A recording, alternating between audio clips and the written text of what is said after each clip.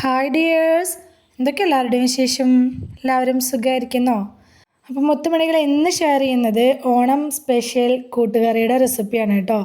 സദ്യകളിൽ എനിക്ക് പേഴ്സണലി ഏറ്റവും ഇഷ്ടമുള്ള ഒരു റെസിപ്പിയാണ് ഇന്ന് ഷെയർ ചെയ്യുന്നത്. കൂട്ടുകറി ഒരുവിധം എല്ലാവർക്കും ഇഷ്ടമായിരിക്കും എന്ന് തോന്നുന്നു. അപ്പം ഇന്ന് ആ ഒരു റെസിപ്പിയാണ് കാണിക്കുന്നത്. വീഡിയോയിലേക്ക് പോകുന്നതിന് മുമ്പ് വീഡിയോ എല്ലാവരും ഒന്ന് സ്കിപ്പ് ചെയ്യാതെ മുഴുവനായിട്ട് കാണാൻ ശ്രമിക്കണേ. അപ്പോൾ നമുക്കിത് എങ്ങനെ ഉണ്ടാക്കുന്നത് നോക്കിയാലോ. അതിനായിട്ട് ഞാനൊരു മൺചട്ടിയാണ് എടുത്തിട്ടുള്ളത്. അതിലേക്ക് ഒരു ചെറിയ കഷ്ണം ചേന അതുപോലെ ചെറിയ ചെറിയ പീസാക്കിയിട്ട് ചതുരനെ കട്ട് ചെയ്തിട്ട് അത് ചേർത്തിട്ടുണ്ട്. അതുപോലെ തന്നെ ഒരു വലിയ കായായിരുന്നു, പച്ചക്കായ, അതും കട്ട് ചെയ്ത് ചേർത്ത് കൊടുത്തിട്ട് 1/4 ടീസ്പൂൺ മഞ്ഞൾപ്പൊടി, 1/2 ടീസ്പൂൺ മുളക് പൊടി, ഉപ്പ്, ആവശ്യത്തിന് വെള്ളം, ഇത്രയും ചേർത്ത് കൊടുത്തിട്ട് നമുക്കിതൊന്ന് ഇളക്കി കൊടുത്ത ശേഷം മൂടി വെച്ചിട്ടൊന്ന് വേവിക്കാനായിട്ട് വെക്കുക. ഈ സമയം കൊണ്ട് ഇതിലേക്കുള്ള തേങ്ങ നമുക്ക് വറുത്തെടുക്കുക. ഈ ഒരു പാർട്ടാണ് കേട്ടോ ഈ കൂട്ടുകറിയിൽ ഏറ്റവും കൂടുതൽ നമുക്ക് പണിയുള്ളത് പറഞ്ഞാൽ തേങ്ങ നല്ലപോലെ വറുത്തെടുക്കണം, നല്ല ചുമന്ന കളറായിട്ട് വറുത്തെടുക്കണം. അപ്പോൾ വെളിച്ചെണ്ണ ഒഴിച്ച് കൊടുത്തിട്ട് കുറച്ച് കടുകിട്ട് പൊട്ടിക്കുക. അതുപോലെ തന്നെ കുറച്ച് ഉഴുന്ന് പരിപ്പ് ഞാനിതുപോലെ ഇട്ട് കൊടുത്തിട്ടുണ്ട്, വറ്റൽമുളകും ഇട്ട് കൊടുത്തിട്ടുണ്ട്. ഇനി അതൊന്നങ്ങ് മൂത്ത് വരുന്ന സമയത്ത് കുറച്ചധികം തന്നെ കറിവേപ്പില ചേർത്ത് കൊടുത്തിട്ടുണ്ട്. എല്ലാം പാടെ ഒന്ന് മൊരിഞ്ഞ് വന്നാൽ നമുക്കിതിലേക്ക് 2 കപ്പ് ചിരകിയ തേങ്ങ ചേർത്ത് കൊടുക്കുന്നുണ്ട്.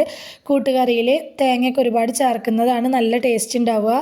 അതുപോലെ തന്നെ വെളിച്ചെണ്ണയിൽ ഇതിങ്ങനെ നല്ല ബ്രൗൺ കളറായി വറുത്ത് ചേർക്കുന്നതാണ് കൂട്ടുകറിക്ക് ഏറ്റവും ടേസ്റ്റ് കൊടുക്കുന്നത് കേട്ടോ. അപ്പോൾ ഫ്ലെയിം കൂട്ടി വെക്കാതെ ഫ്ലെയിം കുറച്ച് വെച്ച് നല്ല ക്ഷമയോടെ നിന്നിട്ട് നമുക്കിതൊന്നും അങ്ങ് വറുത്തെടുക്കാനുണ്ട്. ഇത് നല്ല ബ്രൗൺ കളർ ആവുന്നത് വരെ വറുത്തെടുക്കണം.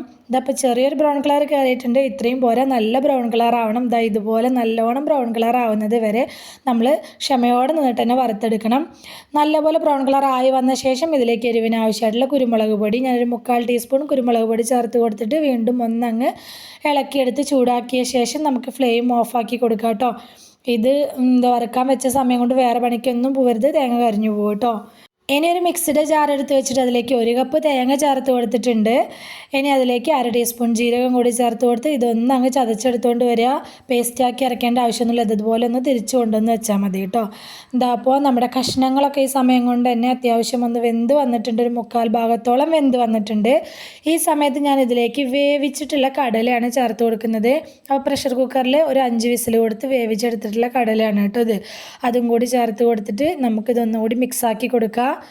മിക്സാക്കി എടുത്ത ശേഷം വീണ്ടും ഒന്ന് മൂടി വെച്ചിട്ട് ഒരു 2-3 മിനിറ്റ് നേരം നമുക്കത് വേവിച്ചെടുക്കുക. അപ്പോൾ കടലിന് വേവാനൊന്നുമില്ല, ജസ്റ്റ് എല്ലാം പാടെ ഒന്നങ്ങ് യോജിച്ച് കിട്ടിക്കോട്ടെ എന്ന് വിചാരിച്ചിട്ടാണ് കേട്ടോ.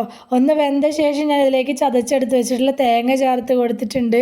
ഒന്നാകെ മിക്സാക്കി എടുത്തിട്ടുമുണ്ട്. അതിൻ്റെ വീഡിയോ മിസ്സായി പോയിട്ടുണ്ട് കേട്ടോ, എങ്ങനെയാണെന്നറിയില്ല, മിസ്സായി പോയിട്ടുണ്ട്. അപ്പോൾ തേങ്ങ നമ്മൾ ചതച്ചെടുത്ത് വെച്ചിട്ടുള്ള തേങ്ങയാണ് ആ സമയത്ത് ചേർക്കേണ്ടത്. എന്നിട്ട് മിക്സാക്കി എടുത്ത് നല്ലപോലെ ഒന്ന് ചൂടാക്കിയെടുത്ത ശേഷം മധുരത്തിന് ആവശ്യമായിട്ടുള്ള ശർക്കര ചേർത്ത് കൊടുക്കുക. ഞാനപ്പോൾ 2 ശർക്കര ചേർത്തിട്ടുണ്ട് കേട്ടോ. എന്നിട്ട് മൂടി വെച്ചിട്ട് ശർക്കരയുടെ ആ പൊടിയൊക്കെ ഒന്ന് മെൽറ്റായി വരുന്നത് വരെ ഒന്നങ്ങ് മൂടി വെച്ച് കൊടുക്കുക. എന്നിട്ട് വീണ്ടും മൂടി തുറന്ന് നമുക്ക് ജസ്റ്റ് ഒന്ന് ഇളക്കി കൊടുക്കുക. ശർക്കര വേണമെങ്കിൽ പാനിയാക്കിയിട്ട് വേണമെങ്കിലും ചേർക്കുക, അപ്പോൾ വെള്ളത്തിൻ്റെ അളവ് കൂടി പോകും കേട്ടോ. അപ്പോൾ എനിക്കിതിങ്ങനെ നല്ല ഒത്തിരി ഡ്രൈ ആയിട്ടുള്ള രീതിയിൽ കിട്ടുന്നതാണ് ഇഷ്ടം. അതുകൊണ്ട് ഞാൻ ശർക്കര അച്ചായിട്ട് ചീകിയെടുത്തിട്ടാണ് ചേർത്തിട്ടുള്ളത്. ലാസ്റ്റ് ഇതിലേക്ക് നമ്മൾ വറുത്ത് വെച്ചിട്ടുള്ള തേങ്ങ കൂടി ചേർത്ത് കൊടുക്കുക. ഇനി ഈ തേങ്ങ കഷ്ണങ്ങളിലൊക്കെ ഒന്ന് യോജിച്ച് വരുന്ന വിധത്തിൽ നന്നായിട്ടൊന്ന് ഇളക്കി മിക്സാക്കി എടുക്കുക. അപ്പോൾ ഈ കഷ്ണങ്ങൾ ഒരുപാട് നല്ലോണം വേവാതെ കിടക്കുന്ന കഷ്ണങ്ങൾ, ഉടയാതെ കിടക്കുന്ന കഷ്ണങ്ങൾ ഉണ്ടെങ്കിൽ വേണമെന്നുണ്ടെങ്കിൽ ഒന്ന് ജസ്റ്റ് ഒന്ന് ഉടച്ചു കൊടുക്കുകയും ചെയ്യാം കേട്ടോ. നന്നായിട്ടൊന്ന് മിക്സാക്കി എടുക്കുക. ഇത്രയേ ഉള്ളൂ, നമ്മുടെ കൂട്ടുകറി ഇവിടെ റെഡി ആയിട്ടുണ്ട്. വലിയ പാടൊന്നുമില്ല, സിമ്പിൾ പരിപാടിയാണ്. തേങ്ങ വറുത്തെടുക്കാൻ കുറച്ച് സമയം വേണമെന്ന് മാത്രമേ ഉള്ളൂ കേട്ടോ. ഒരുവിധം എല്ലാവർക്കും ഉണ്ടാക്കാൻ അറിയുന്ന റെസിപ്പിയൊക്കെ തന്നെ ആയിരിക്കും. കാണാൻ ഇഷ്ടമുള്ളവർക്കും അറിയാത്തവർക്കും വേണ്ടി ഷെയർ ചെയ്തിട്ടുള്ളതാണ് കേട്ടോ. അപ്പോൾ സബ്സ്ക്രൈബ് ചെയ്യാതെ കാണുന്ന പുതിയ കൂട്ടുകാർ ആരെങ്കിലും വീഡിയോ കാണുന്നുണ്ടെങ്കിൽ പ്ലീസ് ഒന്ന് സബ്സ്ക്രൈബ് ചെയ്ത് സപ്പോർട്ട് ചെയ്യണേ.